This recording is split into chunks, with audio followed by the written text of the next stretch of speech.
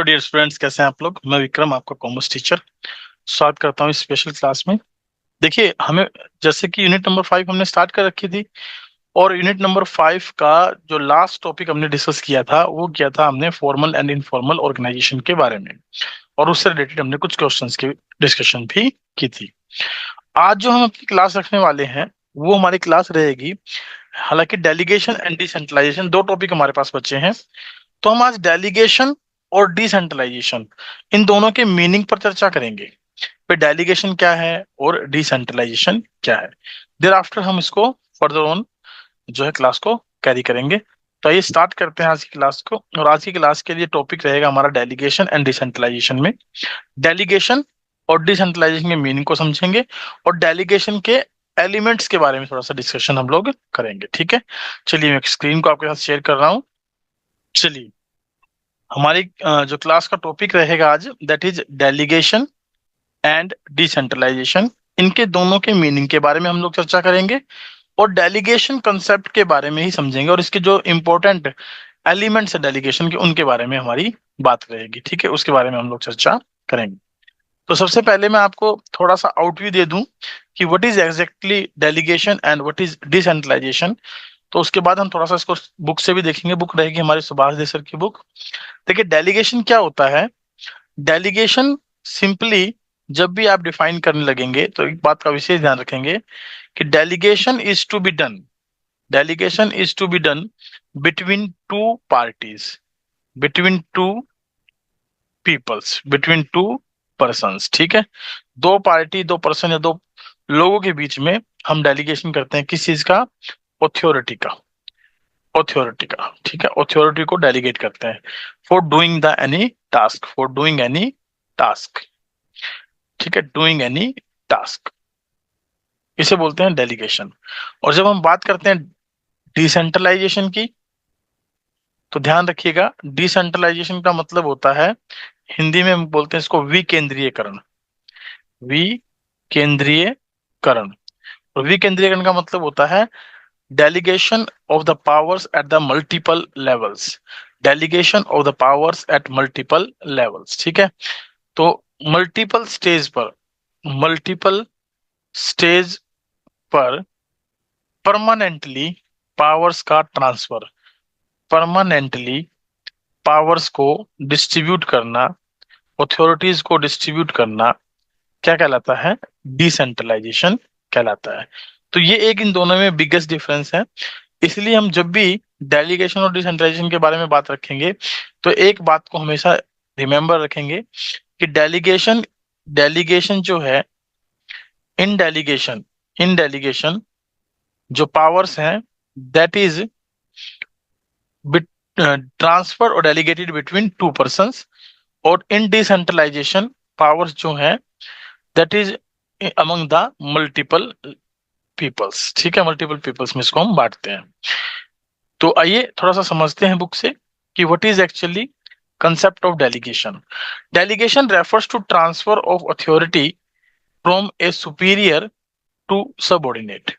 Delegation क्या है, transfer करना है, ट्रांसफर करना है किसका, अथॉरिटी का, from superior to, from superior to subordinate. जो सबऑर्डिनेट होते हैं वहां पर सुपीरियर्स के द्वारा पावर्स का, अथॉरिटी का ट्रांसफर करना क्या कहलाता है, डेलीगेशन कहलाता है।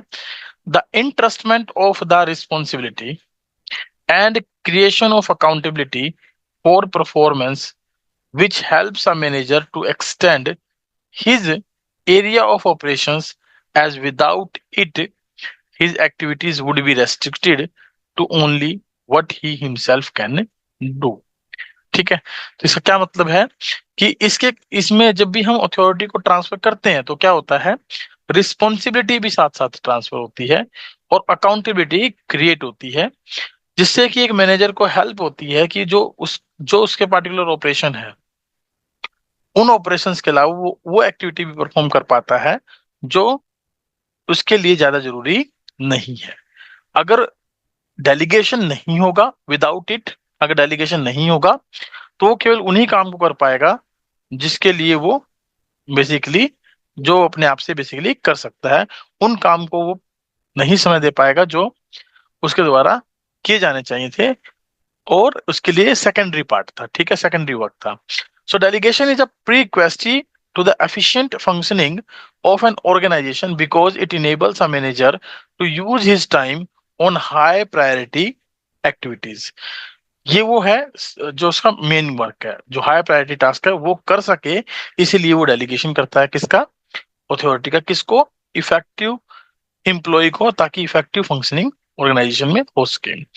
नेक्स्ट है, it also satisfy the subordinates need for recognition and provide them with opportunities to develop and exercise initiative. साथ ही साथ अगर हम बात करें तो सबऑर्डिनेट को भी वो एक सेटिस्फैक्ट्री नीड, उसको मतलब रिकॉग्नाइज करवाना चाहता है कि हाँ भाई, तुम में भी एक पावर है, तुम में भी एक इंटरनल जो है ना काम करने की क्षमता है, तो तुम काम कर सकते हो. और उसको एक अपॉर्चुनिटी देता है अपने आप को डेवलप करने की, कार्य को करने की. आप ये एक डायग्राम देखिए जरा, आपको इस डायग्राम से क्या दिखाई देता है? देखिए, यहाँ एक बॉस बैठे हैं, ठीक है, ही इज अ बॉस, और लिखा है all files must be approved by him. अब देखो कितनी सारी फाइलें हैं. अब अगर वो इन फाइलों को ही अप्रूव करता रहा तो उसका सारा समय यहीं पे चला जाएगा, वो उसका सारा समय यहीं वेस्ट हो जाएगा, टाइम वेस्टेज हो जाएगी. तो इसके लिए उसको क्या चाहिए कि किसी पार्टिकुलर पर्सन को वो अपॉइंट करे, उसको पावर दे कि वो इन फाइलों को क्या करे, अप्रूव करे by doing his signature on the behalf of this boss. ठीक है. अब यहाँ पर देखिए, यहाँ पर हमें दूसरी तरफ दिखाई दे रहा है कि लिखा है कि भाई ये जो पीएन बाहर खड़ा है, ये स्पष्ट कह रहा है कि boss is busy. Boss is busy. किस काम में बिजी है? फाइल को अपलोड करने में. तो इसके जो ये वर्क है, इंपॉर्टेंट मीटिंग्स थी, ये उसकी मीटिंग्स क्या हो जाएंगी? कैंसिल हो जाएंगी. ये लोग उनसे मिल नहीं पाएंगे, है ना. तो इससे क्या होगा? उसका काम हैम्पर्ड होगा, वो उसका काम क्या होगा? हैम्पर्ड होगा. इससे बचने के लिए, इससे बचने के लिए क्या किया जाता है? डेलीगेशन किया जाता है. किस चीज का डेलीगेशन किया जाता है? अथॉरिटीज का डेलीगेशन किया जाता है. किनको किया जाता है? Immediate subordinate. तो आप यूं भी कह सकते हो कि डेलीगेशन एक्चुअली क्या है? डेलीगेशन एक्चुअली है इमीडिएट सबऑर्डिनेट को अथॉरिटी देना. अथॉरिटी देना फॉर दोज वर्क्स या those task which are less important for the senior superior. ठीक है. सीनियर और सुपीरियर के लिए जो ज्यादा इंपॉर्टेंट थे, उनसे कम वो इंपॉर्टेंट है, वो काम अपने इमीडिएट बॉस को देना. कहता है नो डेलीगेशन. अब जहां जिस ऑर्गेनाइजेशन में हम डेलीगेशन प्रोसेस को यूज नहीं करते, वहां पर क्या होता है? Leads to delay in decision making. तो वहां पर डिसीजन लेने में कठिनाई हो सकती है, ज्यादा समय लग सकता है, टाइम कंज्यूमिंग प्रोसेस हो सकती है. कुछ लोगों ने इसकी डेफिनेशंस बड़े बखूबी तरीके से बताई है, जिसमें थियो हेमन की डेफिनेशन दी गई है. क्या? Delegation of authority merely means the granting of authority to subordinates to operate within prescribed limit. Delegation of authority क्या है? केवल ग्रांटिंग ऑफ अथॉरिटी है. किसको? सबऑर्डिनेट को, ताकि वो क्या कर सके? एक निश्चित लिमिट के तहत अपने काम को परफॉर्म कर सके. दूसरा, लुइस एलन. लुइस एलन क्या कहते हैं? Delegation is the process a manager follows in dividing the work assigned to him so that he performs that part which he became only he because of his unique organizational placement. ठीक है. And can perform effectively and so that he can get others to help with what remains. ताकि वो दूसरे लोगों से वो काम करवा सके जो बच गया, यानी वो खुद वो काम परफॉर्म करे जो ऑर्गेनाइजेशन को यूनिक बनाने के लिए, प्लेसमेंट उसकी मार्केट में वैल्यू को प्लेस करने के लिए ज्यादा जरूरी है, और बाकी बचे हुए काम वो दूसरों से इफेक्टिवली करवा सके. ये लुइस एलन का कहना है. तो यहाँ पर देखिए, तीन बातें आपके सामने निकल कर आ रही हैं बेसिकली. अगर इसमें देखें तो पहला हमारे पास है अथॉरिटी. ठीक है, पहला हमारे पास क्या है? अथॉरिटी.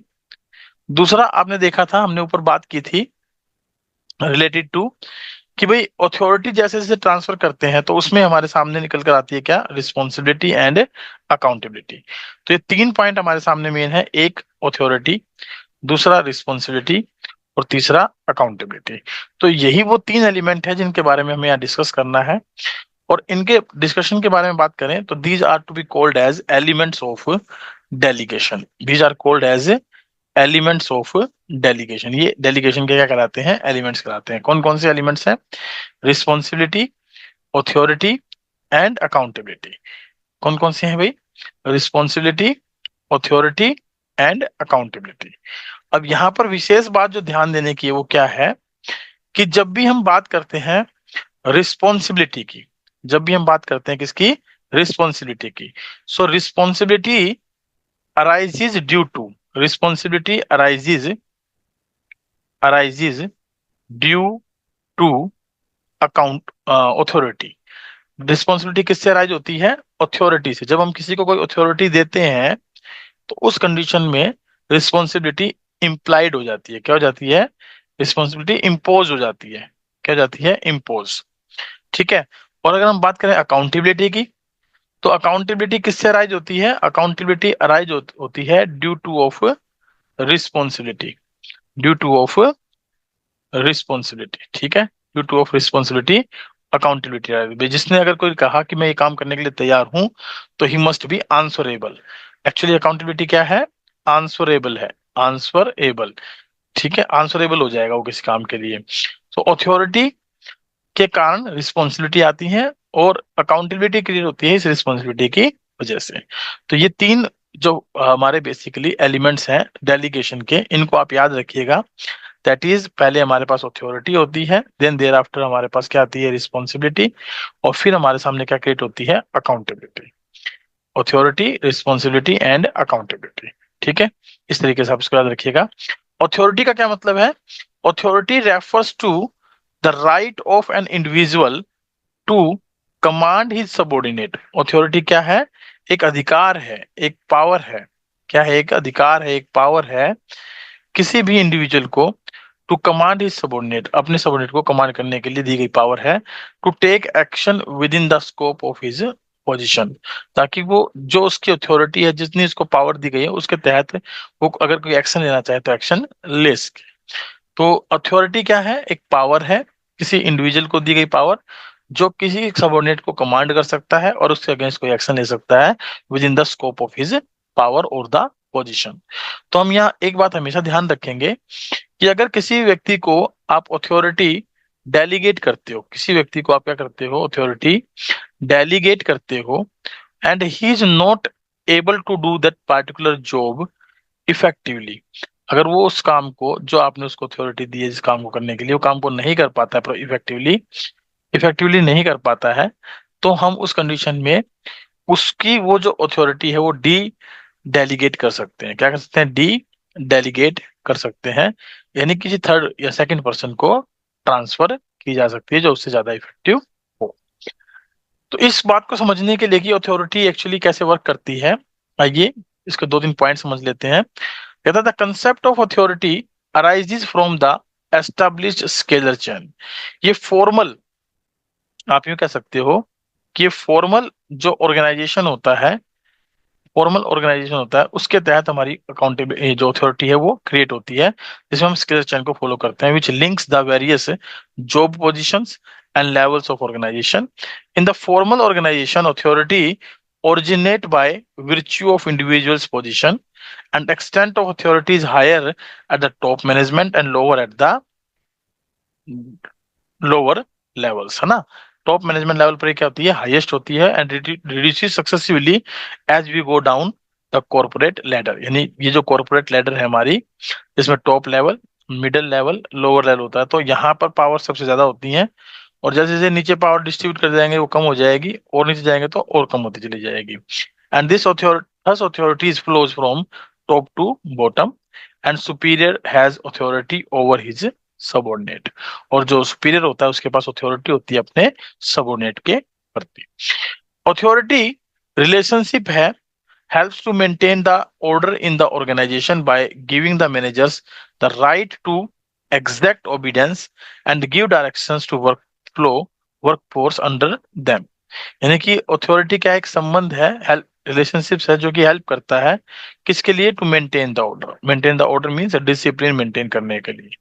क्या मेंटेन करने के लिए? डिसिप्लिन मेंटेन करने के लिए ऑर्गेनाइजेशन में, जो कि मैनेजर्स को अधिकार देता है कि भाई एग्जैक्टली उसे किस बात को मानना है, किस बात का आदेश उसको दिया गया है उस बात को समझे और डायरेक्शंस दे वर्कफोर्स को ताकि वो उसके अंदर काम कर सकें।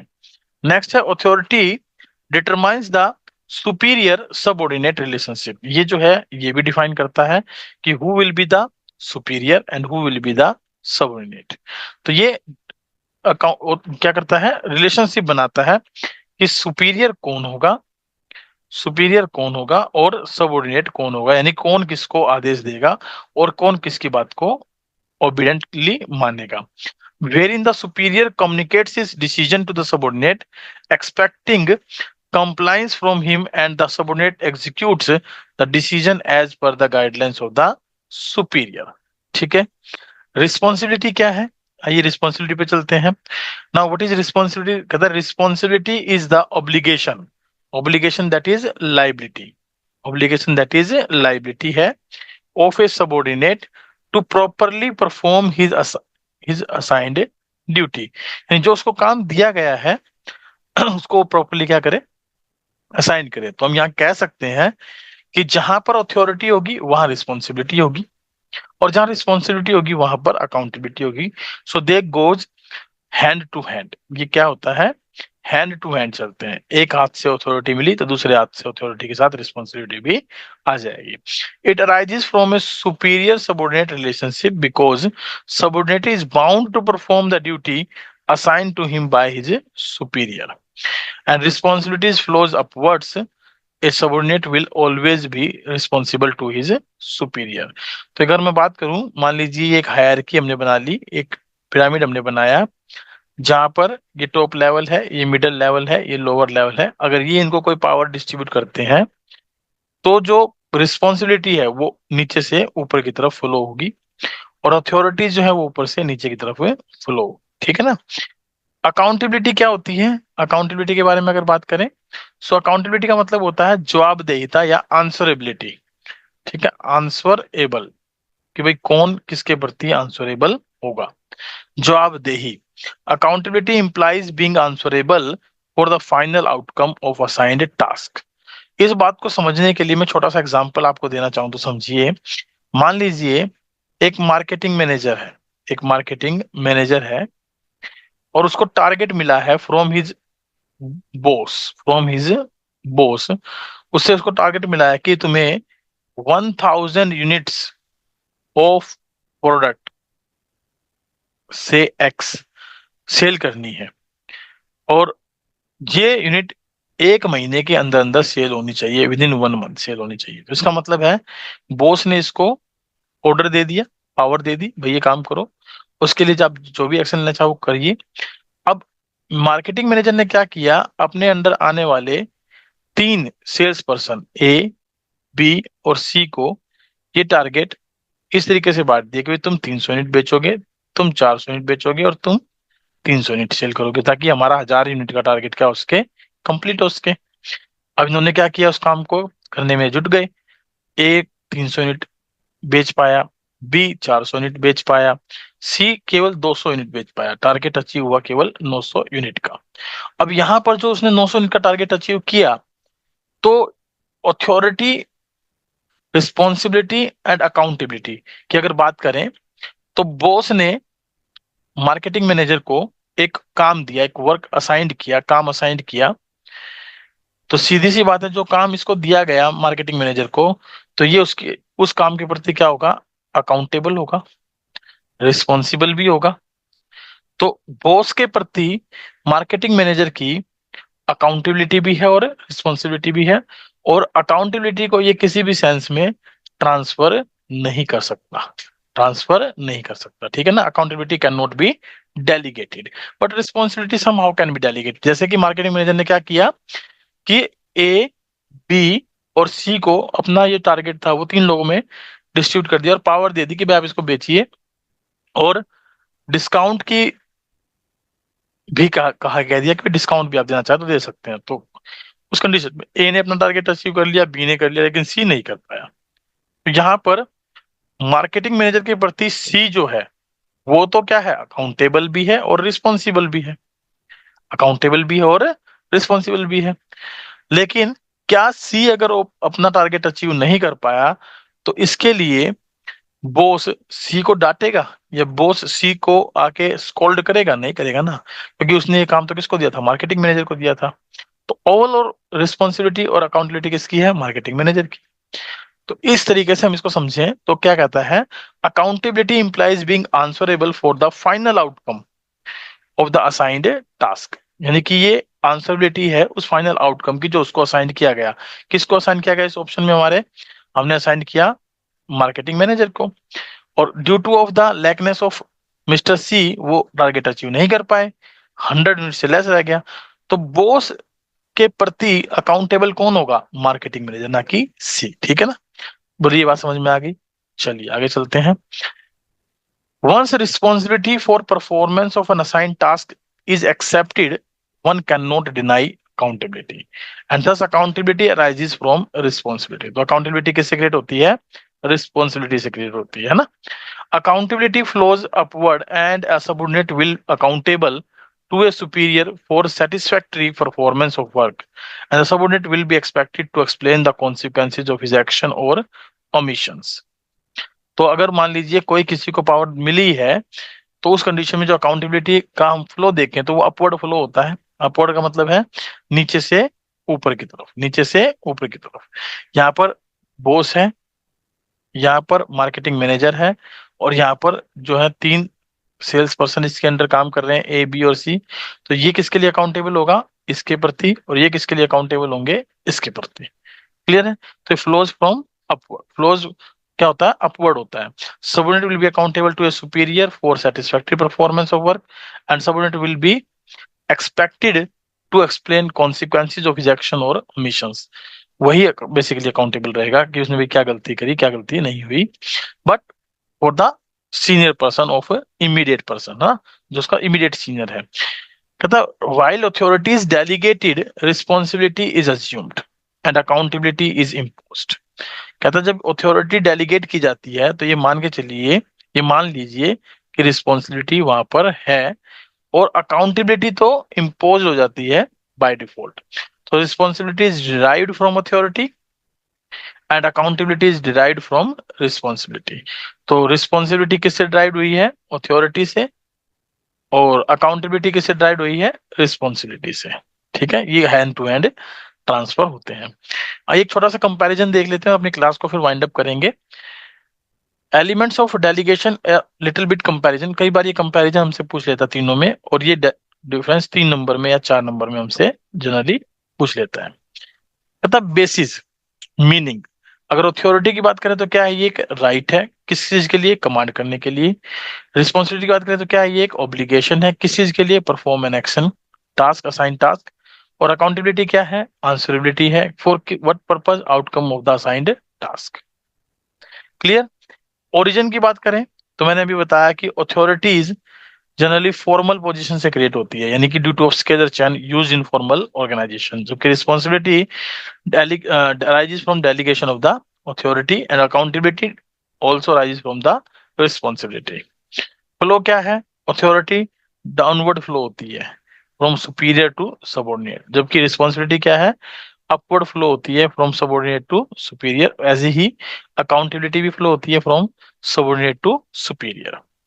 Now what is delegation? Delegation actually delegate कर पाते हैं कि नहीं पाते? Authority can be delegated but responsibility can not be entirely delegated. कर तो सकते हैं लेकिन कंप्लीटली डेलीगेट नहीं कर सकते। जबकि accountability can not be delegated, इसको बिल्कुल भी डेलीगेट नहीं कर सकते। तो ये तो कंसेप्ट था हमारा बेसिकली किसके बारे में? डेलीगेशन के बारे में, डेलीगेशन के एलिमेंट्स के लिए। नेक्स्ट क्लास में हम लोग देखेंगे प्रिंसिपल ऑफ डेलीगेशन क्या होते हैं, एज वेल एज हम देखेंगे इंपॉर्टेंस ऑफ डेलीगेशन क्या है, एंड उसके बाद कंसेप्ट ऑफ डिसेंट्रलाइजेशन पर हम आएंगे। तो मैंने आपको कहा था कि एक बार हम आज की क्लास में बेसिकली 2 चीजों को देखेंगे, क्या कि भाई डेलीगेशन क्या है और डिसेंट्रलाइजेशन क्या है। तो हम यहाँ पर एक बार डिसेंट्रलाइजेशन के मीनिंग को और समझ लेते हैं, ताकि दोनों में आप डिफरेंस कर सके। एग्जाम में ये क्वेश्चन बहुत बखूबी तौर पे पूछा जाता है, कंसेप्चुअल क्वेश्चन है तो पूछ लेते हैं। कहते हैं in many organization top management plays an active role in taking all decisions while there are others in which this power is given to even the lower levels of management। ठीक है? कहता किस बहुत सारे ऑर्गेनाइजेशन होते हैं जहाँ top management जो है ना क्या करते हैं? एक्टिव रोल प्ले करते हैं टेकिंग ऑल डिसीजंस। जबकि कुछ ऐसे ऑर्गेनाइजेशन भी होते हैं जहां पर पावर जो है वो क्या करते हैं, लोअर लेवल तक डिस्ट्रीब्यूट कर देते हैं. Those organization in which decision making authorities lies with the top management are termed as centralized organization. ऐसे ऑर्गेनाइजेशन को हम क्या बोलते हैं, centralized organization. whereas those in which such authority is shared with lower levels are called decentralized organization. तो यहाँ पर दो कंसेप्ट हमारे सामने आ गए, एक तो डिसेंट्रलाइजेशन और एक वर्सेस सेंट्रलाइजेशन. वर्सेस क्या हो गया, सेंट्रलाइजेशन, यानी कि जहां सारी की सारी पावर्स सेंट्रलाइज्ड हो, एक ही व्यक्ति के पास सीमित हो, एक ही व्यक्ति के पास सीमित हो, तो उसे क्या कहेंगे, सेंट्रलाइजेशन. और जब यही सारी पावर्स हम सेंट्रलाइज से डिसेंट्रलाइज कर दें, सबऑर्डिनेट्स को डिस्ट्रीब्यूट कर दे पावर्स, तो ये क्या कहलाएगा, डिसेंट्रलाइजेशन. ठीक है, डायग्राम को याद रखिएगा, डायग्राम से आपको काफी हद तक समझने में मदद मिलेगी. Decentralization explain the manner in which decision making responsibilities are divided among hierarchical levels. Put simply, decentralization refers to delegation of authority throughout all levels of organization. अगर सिंपल तौर पे बात करें तो डेलीगेशन क्या था कि भाई अथॉरिटी को इमीडिएट सबऑर्डिनेट को ट्रांसफर करना, जबकि डिसेंट्रलाइजेशन में क्या करते हैं, जैसे डेलीगेशन ऑफ अथॉरिटी करते हैं वहां एक लेवल पे ना करके अप टू लोअर लेवल तक चले जाते हैं. So decentralisation refers to systematic delegation of authority throughout all levels of management and in all the departments except that which can be exercised only at the central points.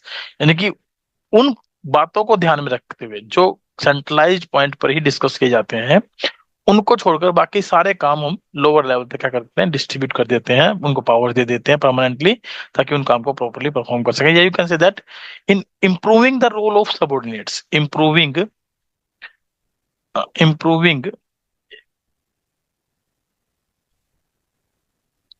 क्या समझे इसको, improving the role of, improving the role of subordinates, subordinates के रोल को बढ़ाना क्या कहलाता है, डिसेंट्रलाइजेशन कहलाता है, डिसेंट्रलाइजेशन. ठीक है ना. In other words, decision making authority is pushed down the chain of command, and when decision taken by the lower levels are numerous as well as important, an organization can be regarded as greatly decentralized. ठीक है ना. कुछ definitions दी हैं. एक definition है Louis Elon की, क्या कहते हैं Louis Allen, decentralization refers to systematic efforts to delegate the lowest level all authority except that which can be exercise at central point. यानी उन पावर्स को छोड़कर जो सेंट्रल लेवल पर ही परफॉर्म किए जाने हैं, उन काम को छोड़कर बाकी सारी पावर्स हम क्या कर देते हैं इसमें, all at the lowest level of the transfer, lowest level तक क्या कर देते हैं, ट्रांसफर कर देते हैं. और हेनरी फोर्ड क्या कहते हैं, everything which goes to increase the importance of a subordinates role is called decentralization. वो कोई भी चीज जिससे सबऑर्डिनेट के रोल को बढ़ोतरी मिले, उसका रोल बढ़े, उसे क्या कहेंगे, decentralization. And everything that goes to reduce it is called centralization. और जो उनके रोल को कम करे उसे क्या कहेंगे, सेंट्रलाइजेशन. इज इट क्लियर, क्या ये बात समझ में आई. ठीक है, सेंट्रलाइजेशन वर्सेस डिसेंट्रलाइजेशन पर एक छोटा सा पॉइंट पैराग्राफ दिया है, इसको आपने स्क्रीनशॉट लेके रीड कर लेना है. और कल जो हम बात करेंगे तो वो बात करेंगे डेलीगेशन के इंपॉर्टेंस के बारे में, रोल्स के बारे में, और डिसेंट्रलाइजेशन के इंपॉर्टेंस के बारे में और रोल के बारे में. अभी अभी हमने क्या डिस्कस किया है, हमने डिस्कस किया बेसिकली डिसेंट्रलाइजेशन एंड डेलीगेशन. तो इन दोनों के बीच में भी एक छोटा सा डिफरेंस देखते हुए क्लास को करते हैं वाइंड अप. आइए डिस्कस करते हैं दोनों में क्या अंतर है. देखिए, सबसे पहले बात करते हैं नेचर की. अगर नेचर की बात की जाए तो डेलीगेशन क्या है, एक कंपल्सरीली एक्ट है, because no individual can perform all task is own. कोई भी व्यक्ति अकेले सारे काम नहीं कर सकता, इसीलिए हम सारे के सारे काम खुद नहीं कर सकते, तो हमें पावर्स को क्या करना चाहिए, डेलीगेट कर देना चाहिए. ठीक है ना. और डिसेंट्रलाइजेशन क्या है, इज एन ऑप्शनल पॉलिसी. ये ऑप्शनल पॉलिसी है. कैसी पॉलिसी है ये, ऑप्शनल पॉलिसी है. यू कैन से दैट कि डेलीगेशन एक टेक्निक है. डेलीगेशन क्या है, एक टेक्निक है जिसमें हम पावर को डेलीगेट करते हैं कंपल्सरीली. और ये क्या है, ऑप्शनल पॉलिसी है, चाहे तो करें और चाहे तो ना करें. It is done at the discretion of the top management. ये जो टॉप मैनेजमेंट है उनकी डिस्क्रिशन, मतलब एक उनकी हित की पावर है, वो चाहे तो इसे करें और चाहे तो इसे ना करें। फ्रीडम ऑफ एक्शन, देखिए डेलीगेशन के अंदर क्या, कंट्रोल ज्यादा होता है by superiors, hence less freedom to take the own decisions are to be take. जबकि डिसेंट्रलाइजेशन में क्या होता है, less control over the executive, hence greater freedom of actions are to be take. ठीक है। स्टेटस क्या है, followed to share the task, इसमें हम काम को बांटते हैं। जबकि result of the policy decision of the top management, ये एक रिजल्ट है किसका, किस पॉलिसी का, जो टॉप मैनेजमेंट डिसाइड करते हैं। स्कोप, ये नैरोअर स्कोप पर है क्योंकि इसमें हम इमीडिएट सबऑर्डिनेट को पावर ट्रांसफर करते हैं। ये वाइडर स्कोप को फॉलो करता है क्योंकि इसमें हम लोवेस्ट लेवल तक पावर से डिस्ट्रीब्यूट कर देते हैं। पर्पज क्या है, to lessen the burden of manager, manager के बर्डन को कम करना, लेसन मतलब कम करना। जबकि इसमें क्या होता है, to increase the role of subordinate in the organization by giving them more autonomy, को ज्यादा स्वतंत्रता देकर उनके रोल को बढ़ाना। तो होप सो आपको डेलीगेशन एंड डिसेंट्रलाइजेशन के जो है बीच में डिफरेंस समझ में आया होगा। डेलीगेशन क्या होता है ये समझ में आया होगा, डिसेंट्रलाइजेशन क्या होता है ये समझ में आया होगा। इन दोनों के इंपॉर्टेंस पर हम कल चर्चा करेंगे, कल देखेंगे इन दोनों की इंपॉर्टेंस क्या है और कौन कौन से प्रिंसिपल्स हैं डेलीगेशन के, उनके बारे में भी हमारी चर्चा रहेगी। ठीक है, इंपॉर्टेंस पर हमारी चर्चा रहेगी और साइड बाय साइड हम लास्ट में जाएंगे तो इम्पोर्टेंस ऑफ डिसेंट्रलाइजेशन पे हमारी चर्चा रहेगी। तो ओवरऑल ये छोटा सा टॉपिक हमारे पास बचा है, उसके बाद हमारा जो है चैप यूनिट नंबर 5 वो क्या हो जाएगी, कंप्लीट हो जाएगी। और यूनिट नंबर 5 के जो मैक्सिमम क्वेश्चंस होंगे वो हम साथ साथ हर टॉपिक के बाद डिस्कस करते हुए आ ही रहे हैं, तो इनके भी क्वेश्चंस हम लोग डिस्कस करेंगे अपनी नेक्स्ट क्लास के अंदर। ठीक है, इनके भी क्वेश्चन हम अपनी नेक्स्ट क्लास में क्या करेंगे, डिस्कस करेंगे। तो एटलीस्ट 2 दिन हमारे और लगने वाले हैं इस चैप्टर पर, 2 दिन में हम इस यूनिट को कंप्लीटली क्या कर लेंगे, वाइंड अप कर लेंगे। क्लियर। तो कल आप जब मेरा लेक्चर लेने के लिए आए, पढ़ें समझें, तो प्लीज आप थोड़ा सा पढ़ कर आइएगा, what is the importance of delegation and what is the importance of decentralization. ठीक है, डेलीगेशन का क्या इंपॉर्टेंस है और डिसेंट्रलाइजेशन का क्या इंपॉर्टेंस है, इस पे थोड़ा सा पढ़ के आइए ताकि आपको समझने में दिक्कत ना आए। So till the thank you very much, bye bye, take care. और मेरी रिक्वेस्ट है, यदि आपने अब तक सेशन को लाइक और शेयर नहीं किया है तो क्लास को लाइक और शेयर जरूर करें और अपने दोस्तों को जरूर इन क्लासेस का लिंक भेजें ताकि वो इनसे इम्पोर्टेंट जो कॉन्सेप्ट क्लास है, कॉन्सेप्ट बिल्डिंग क्लास है, वो अपनी क्लियर कर सके, यानी उनके जो कॉन्सेप्ट है वो क्लियर कर सके। Thank you very much, bye bye, take care, have a good day. कोई डाउट हो तो बताइए।